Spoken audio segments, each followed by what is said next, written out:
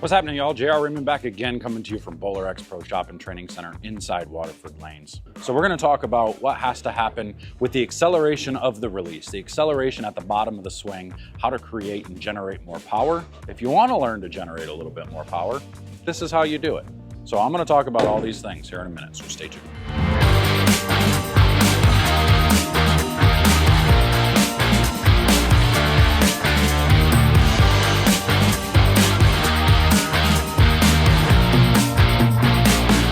All right, so look, generating power is not the easiest thing to do. You know, everybody kind of is a product of your environment, right? Like today, we've got all these big hook monsters and they hook a lot more than what the balls did back in the day. So we've got to learn how to generate that power, how to make it do it the proper way. And if you look at Mark Ross' release from back in those days, that was actually, it was a strong release then. It's considered a really weak release today. Where his hand is, how he's on the outside, rotating around the side of it like he is. You know, he's not playing the backside and the inside part of the ball. He's not creating leverage from underneath. You know, these things are techniques that we've generated and created today. And I'll be honest, like, the pro shop industry has really made changes to the way people's games are. And the reason they did that and how they did that is by changing the fit. You no longer have these super stretched fits that require you to kind of just puck it out there and you don't get much rev rate. Here we go. So this is what we want to talk about is when we get to that bottom of the swing. Now, the other thing I always want to say is I want to talk about how you should be stopped at the foul line before the ball was released. And the ball should be right about hip level, or at least back behind the hip, somewhere right in this area as the ball starts to come off your hand and your foot is not moving. If your foot is still moving, you're losing power, you're losing leverage.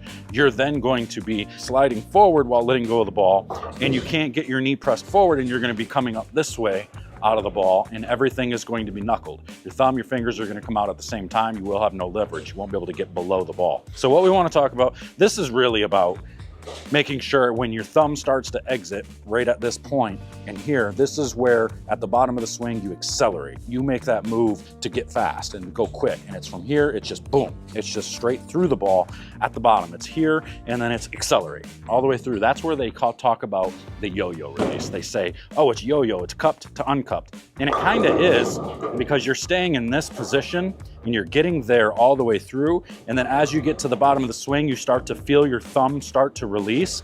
You then release the wrist, you pop the wrist down and you rotate around the side. You get it and you accelerate it as fast as you can. And the way the guys create the most rev rate are the ones that can do that and then really get it to pop like that all the way through the release. It's just getting here as the ball's coming through, you get to the, don't accelerate up here. Do not pull it down. That's where you're going to cause a lot of problems. When you pull it down from the top, your hand likes to go this way. You pull it down and you'll go this way, and then your hand will be on the top, and then you're trying to rotate it, you're going to spin it, you're going to lose leverage, you're going to lose power, everything. You have to wait until it gets to the bottom of the swing and your thumb releases the ball. Then you accelerate. That's how you get out faster.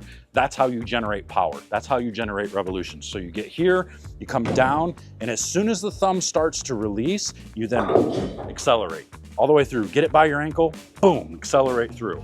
That's the way you create power. So take these things and go practice them. Go just stand at the line and just let it swing. Swing back, boom, accelerate as quick as you can. Swing back, boom, just accelerate as fast as you can with your hand.